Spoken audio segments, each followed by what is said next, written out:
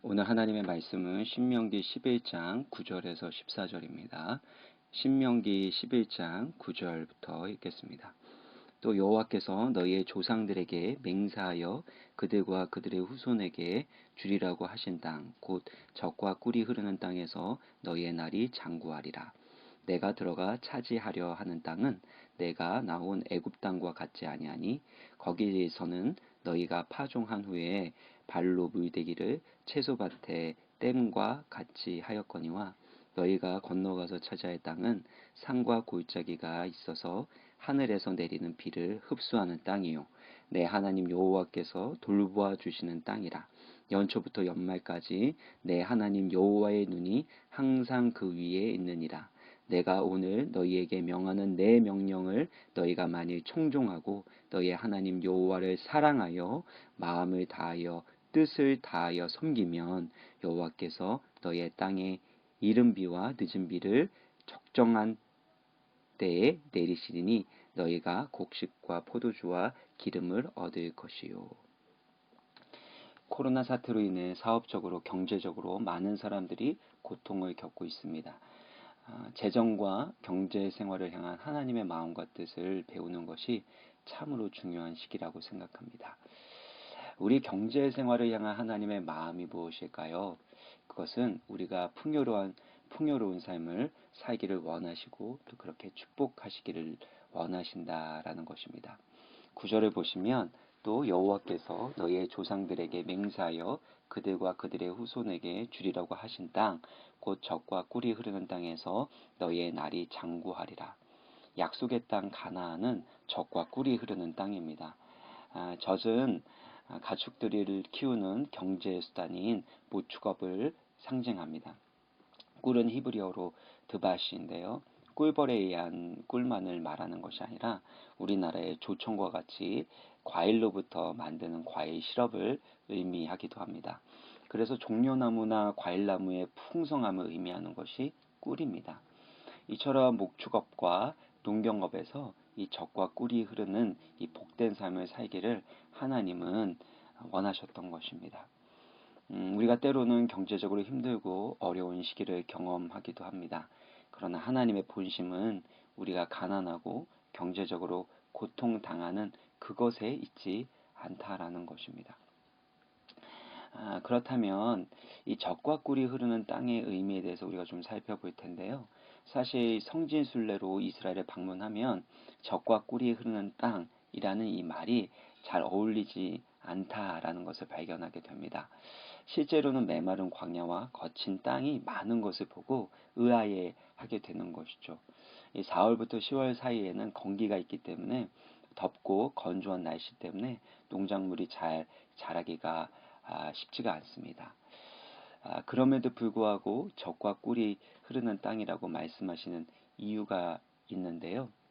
10절을 보시면 내가 들어가 차지하려고 하는 땅은 내가 나온 애굽 땅과 같지 아니하니. 하나님은 가나안 땅에 대해서 설명하실 때 애굽 땅과 같지 않다고 말씀하십니다. 애굽에서는 파종한 이후에 발로 이 물대기를 하게 되는데요. 이것은 커다란 나일강이 생명의 원천이 되고 관계 시설을 통해서 물을 밭에 공급해서 농사를 이렇게 지을 수 있는 그런 시스템을 말하고 있습니다. 사람이 마음대로 농작물을 짓기 위해서 필요한 것이 있는데 그것은 지속적으로 물이 공급되어야 하는 것입니다. 그래서 고대 4대 이 문명을 보면 다 강을 중심으로 발달을 한 것을 볼 수 있습니다. 성경과 관련 깊은 메소포타미아 문명은 유프라테스 티그리스 강을 중심으로 발전을 했죠. 이집트 문명은 나일 강을 중심으로 발전을 했습니다. 이러한 문명과 경제 발전을 이룩한 나라가 거대한 제국을 건설을 했던 것이죠. 큰 강이 있지 않으면 지속적으로 물이 공급되지 않으면 그런 문명과 제국을 건설하기가 어려운 겁니다. 그런데 이스라엘에는 그런 큰 강이 없습니다. 11절을 보시면 너희가 건너가서 차지할 땅은 산과 골짜기가 있어서 하늘에서 내리는 비를 흡수하는 땅이라고 합니다. 요단강이 있습니다. 근데 그 크기가 작습니다. 그리고 산과 골짜기로 이루어졌기 때문에 이 물을 퍼올리는 광계 농업이 발전할 수가 없는 것입니다. 또 하늘에서 비가 내려도 비를 저장할 수 없습니다. 이 땅이 모래와 석회암으로 되어 있기 때문에 이 비를 다 흡수해 버리는 것입니다. 지속적으로 물을 공급할 수 있는 환경이 아니기 때문에 사실은 이 농사를 하기에 적합한 땅이라고 말하기가 어려운 것이죠. 그럼에도 불구하고 하나님은 이 가나안 땅을 젖과 꿀이 흐르는 풍요의 땅이라고 말씀하십니다. 왜냐하면 하늘에서 비만 제때에 내리게 되면 농작물이 잘 자라나고 풍성한 수확을 얻을 수 있기 때문입니다. 하나님께서 왜 이스라엘 백성들을 이렇게 하늘의 비를 또 하나님의 공급하심을 바라보게 하셨을까요? 그것은 무엇보다 하나님은 그의 백성들이 재정과 경제 생활 속에서 하나님의 주권과 통치를 경험하고 또 하나님의 공급하심에 따라 살아가기를 원하셨기 때문입니다. 그래서 12절을 보시면 가나안 땅이 어떤 땅인가 말씀하시는데요. 12절입니다. 내 하나님 여호와께서 돌봐주시는 땅이라. 연초부터 연말까지 내 하나님 여호와의 눈이 항상 그 위에 있느니라. 마치 갓난아기를 돌보는 어머니가 아이에게 뭔가 문제가 없는지 무엇이 필요한지 계속해서 살피는 것처럼 하나님께서는 그의 백성과 그 땅을 계속해서 돌보시고 주시하고 계신다라는 것입니다. 항상 여호와의 눈이 바로 그의 백성과 그 땅을 향하고 있다라는 것입니다. 이렇게 돌보시고 책임져 주시는 것이 바로 하나님의 크신 사랑과 신실하심이라는 겁니다. 그래서 14절을 보시면 여호와께서 너희의 땅을 땅에 이른비 늦은 비를 적당한 때에 내리신다. 너희가 곡식과 포도주와 기름을 얻을 것이요 말씀합니다. 이른비는 건기가 끝나는 11월경에 내리는 비인데요. 한 해 농사를 시작할 때 필요한 비입니다. 건기가 지속되는 동안에 땅이 메말라 있는데 그 땅을 촉촉하게 적셔서 땅을 부드럽게 하고 밭을 갈고 씨를 뿌릴 수 있게 해주는 것이 이른비입니다. 그래서 이른비가 내리지 않으면 농사를 시작하기가 어렵습니다. 늦은 비는 3월달, 4월달인데요. 추수하기 전에 풍성한 수확을 얻기 위해서 내려야 하는 비입니다. 이렇게 이른 비와 늦은 비가 제때에 내리게 되면 풍성함을 경험하게 됩니다. 그렇지만 만약에 이 이른 비와 늦은 비가 제때에 내리지 않고 하늘문이 닫히게 되면 그러면 기근과 가뭄으로 인해서 큰 고통과 재앙을 경험할 수 있게 되는 것이죠. 가나안 땅은 하늘의 비를 내려주시는 하나님의 은혜와 공급하심 없이는 결코 살아갈 수 없는 땅인 것입니다. 결국에는 우리의 재정과 경제 생활에서 하나님의 주권과 통치하심을 인정하고 그 하나님의 공급하심에 따라 살아가도록 우리를 인도하신다라는 것입니다. 만약에 하나님의 주권과 통치를 인정하지 않고 내 욕심대로 나의 탐심을 따라 교만하게 살아가게 되면 그 젖과 꿀이 흐르는 땅은 고통과 저주의 땅이 되어 버리게 되는 것이죠. 이와 같이 하나님은 그의 백성에게 이와 같이 요구를 하십니다. 그리고 물어보십니다. 너의 재정이 누구의 것이니? 너의 재물과 경제 활동의 원천이 누구에게부터 오는 것이니? 여러분은 하나님의 주권과 이 통치를 인정하고 계십니까? 그런데 애굽의 삶은 다릅니다. 애굽은 인간의 노력과 기술을 가지고 부족한 물을 나일강으로부터 얻어낼 수 있는 겁니다. 그래서 애굽 사람들은 나일강을 신처럼 섬겼고 또 파라오를 신처럼 모셨습니다. 파라오가 가진 힘과 권세를 숭배한 것이죠. 왜냐하면 인간의 그 기술과 노력을 통해서 필요할 때마다 물을 공급받을 수 있기 때문입니다. 그래서 애굽의 문화와 애굽의 사회는 인간의 욕망과 통제가 점점 강화되고 인간의 능력으로 성공할 수 있다고 생각하는 곳입니다. 여러분은 애굽의 정신으로 살아가고 계십니까? 아니면 하나님의 백성으로 살아가고 계십니까? 이 애굽의 정신을 보여주는 것이 신명기 8장 17절에서 18절인데요. 그러나 내 마음에 이르기를 내 능력과 내 손의 힘으로 내가 이 재물을 얻었다 말할 것이라. 가나안 땅에서 풍요로워질 때 애굽의 정신처럼 내 능력과 내 손의 힘으로 이 재물을 얻었다. 내가 이렇게 성공했다. 라고 말하는 것입니다. 나의 재능과 능력으로 그리고 내가 남들보다 좀 더 탁월한 그런 아이디어를 내고 애써서 성공한 것이 아니겠어? 하나님을 배제하는 것입니다. 하나님의 공급하심과 하나님의 주권을 인정하지 않는 마음이, 그 교만한 마음이 잡초처럼 자라나게 되는 것입니다. 내가 주인 되고 내가 통제하려고 하는 이 교만과 욕망의 잡초가 자라나게 되면, 그러면 하늘의 문이 닫히고 기근이 찾아오게 되는 것입니다.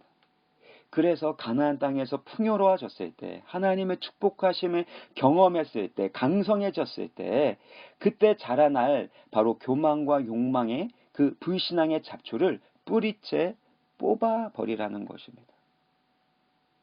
이 풍요로운 시간이 되면 누구나 교만해질 수 있고 또 욕심이 생길 수 있습니다. 사실 이 사람들이 쓰지 않는 그 밭에 호박씨를 또 참외씨를 이런 것들을 심고 토마토씨를 심고 그렇게 잘 키웁니다. 그러면 그 나무들이 그 과일들이 잘 자라나죠. 그러면서 또 발견하게 되는 것은 잡초도 자라나게 됩니다. 그 잡초의 씨앗이 어디로부터 온 걸까요? 누가 뿌리고 간 걸까요? 아닙니다. 원래부터 그 자리에 있었던 겁니다.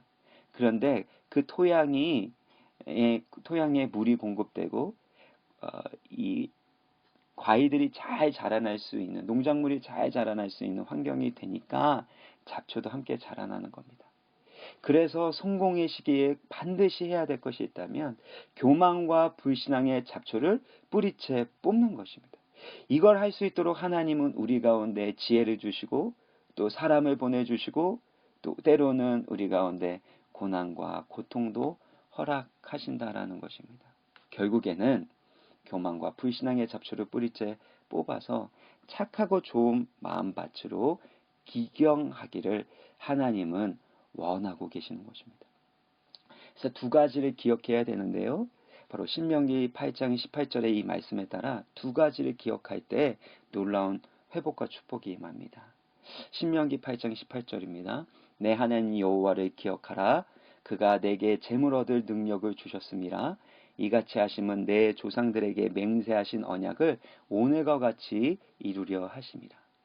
첫 번째는 여호와께서 나에게 재물 얻을 능력을 주셨다라는 것을 기억하는 겁니다. 생명의 원천이 모든 복의 근원이 하나님께 있습니다.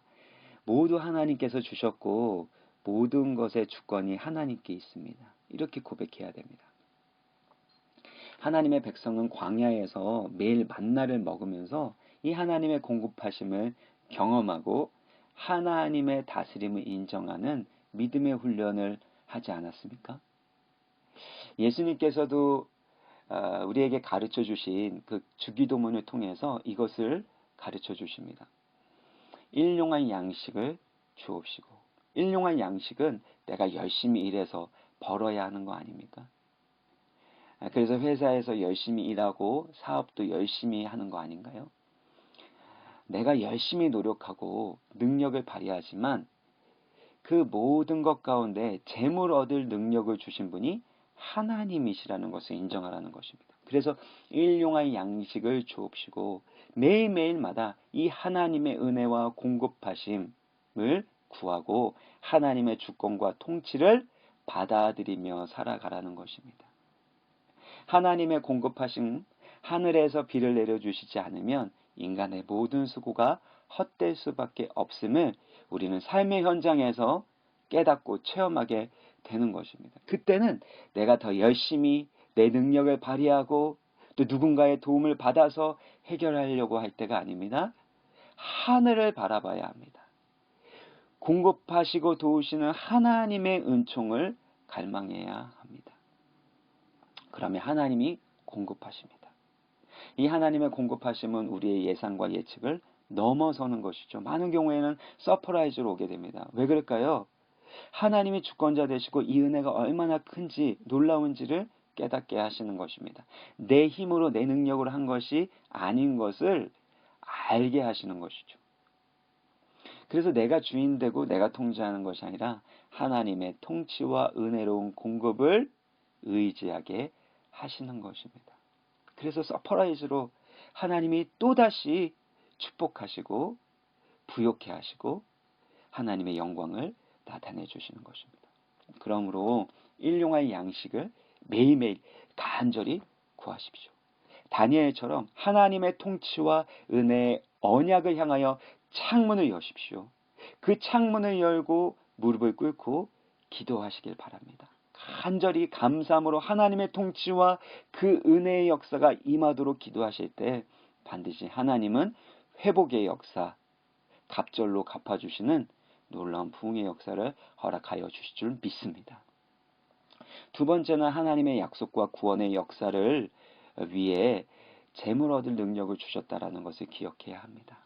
18절에 보면 이같이 하시면 내 조상들에게 맹세하신 언약을 오늘과 같이 이루게 하십니다.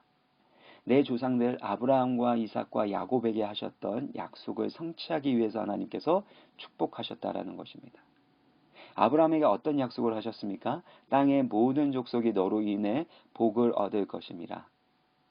열방을 축복하게 하시려고 그들의 생명을 살리고 구원하기 위하여 바로 젖과 꿀이 흐르는 땅에 그의 백성을 살게 하셨다라는 것입니다. 하나님께서 우리를 축복하시는 목적이 무엇입니까? 나와 내 가족의 행복과 번성함이 아닙니다. 그것은 하나님의 뜻을 거역하는 불순종과 탐심이라고 성경은 말씀하고 있습니다. 만약에 하나님의 주인 되심과 공급하심을 믿지 않고 하나님 나라를 위하여 재정을 사용하지 않을 때 그것을 우상숭배라고 합니다. 그리고 우상숭배와 불순종의 결과는 결국에 하늘문이 닫히게 되는 것입니다. 그러므로 하나님께서 우리 가운데 재물 얻을 능력을 주시고 또 하나님 우리 가운데 그러한 재물을 주시는 목적은 바로 하나님의 사명을 감당하기 위한 것임을 기억해야 합니다. 생명을 살리고 구원의 역사를 이루는데 그 재정이 사용되고 있는지를 다시금 돌아봐야 합니다. 사업적 성공과 재물의 목적이 바로 하나님의 나라를 위한 것인 것을 기억하실 때 그리고 그렇게 재정 사용을 다시금 고쳐나가기 시작할 때 하나님은 놀라운 회복의 역사를 베풀어 주십니다. 말씀을 마무리 짓겠습니다. 하나님의 통치와 은혜를 향해 다니엘처럼 믿음과 기도의 창문을 여시기 바랍니다. 그 하나님의 통치와 주권을 받아들이고 하나님의 영광과 나라를 위하여 가난하고 소외된 자들을 위하여 재정을 흘려보내시길 바랍니다. 사용하시길 바랍니다. 그러면 하나님께서 젖과 꿀이 흐르는 놀라운 축복을 그 사명의 복을 부어주시라 믿습니다. 왜냐하면 모든 나라와 권세와 영광은 우리 하나님께 있기 때문입니다. 아멘. 자, 기도하겠습니다. 살아계신 하나님 아버지, 우리를 젖과 꿀이 흐르는 하나님의 땅으로 인도하여 주시고 하늘의 공급하심과 복주심을 경험하며 살아가게 하여 주셔서 감사합니다. 내 힘과 내 능력으로 할 수 없는 그때에 아버지 하나님의 통치와 주권을 인정하게 하여 주옵소서. 내 것이라고 주장하지 않게 하여 주시고 하나님의 것이니 하나님의 나라와 영광을 위하여 사용하겠습니다.